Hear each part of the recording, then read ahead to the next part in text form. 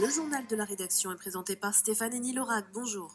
Bonjour Elodie, bonjour à tous. Et l'hypnose, un état naturel proche de la rêverie et dont il ne faut pas avoir peur. Deux amateurs proposent depuis quelques mois des séances dans les rues réunionnaises et des expériences, vous l'entendrez, plus étonnantes qu'effrayantes. Imaginez-vous un instant avoir les pieds collés au sol, oublier votre prénom, ne plus savoir compter jusqu'à 10, être capable de vous téléporter. Charlotte s'est prêtée au jeu et Priscilla et Eve a suivi la séance de cette jeune fille qui a temporairement perdu la mémoire. À un moment donné, je vais vous dire le mot « dormez ». Ok ? Vous n'allez pas dormir, mais simplement c'est le signal en fait que je vais envoyer à votre subconscient pour que quand il va entendre « dormez », il va comprendre « ok, ça veut dire juste je me relâche complètement ».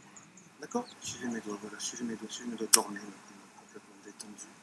Maintenant, vous allez imaginer que sous cette main, il y a une ventouse. Et sous cette ventouse, je voudrais que vous visualisiez toutes les lettres de votre prénom. Donc on peut voir le mouvement des paupières très rapide. C'est un signe de transe hypnotique. Pour l'hypnotiseur, c'est un bon signe. À 3, cette ventouse aspire les lettres de votre prénom, vous fermez votre poing, vous ouvrez les yeux. 1, 2, 3, top, fermez le poing. Hop, ça va, vous sentez bien. Mon prénom, je vous l'ai donné ou pas?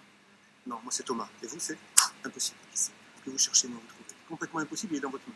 Ouvrez votre main, vous vous appelez Charlotte. Charlotte. Enchantée, Charlotte. Comment vous l'avez complètement oublié? En fait, je ne l'ai pas oublié, c'est une pensée très lointaine en fait, et du coup, c'est la parole, ça me bloquait, j'arrivais plus à articuler ce prénom que je connaissais bien, quoi. Je veux dire, c'est le mien, c'est un peu évident. Donc, je sais pas, c'était hyper bizarre, ça semblait lointain en fait, comme si c'était pas moi. C'est bizarre. Ça vous dérange un peu? Là, c'est déstabilisant, quoi, donc forcément, un peu. C'est pas dérangeant, ça va. Super. Ouais, c'est vrai que c'est une expérience étrange d'oublier son prénom. Ah, maintenant, vous vous souvenez de tout quand c'est passé derrière vous, etc., que j'ai mis vos mains sur la tête. Vous voyez, ça revient? Oui, c'est bon, ça arrive, je sais pas, j'avais oublié. C'est tout à fait normal.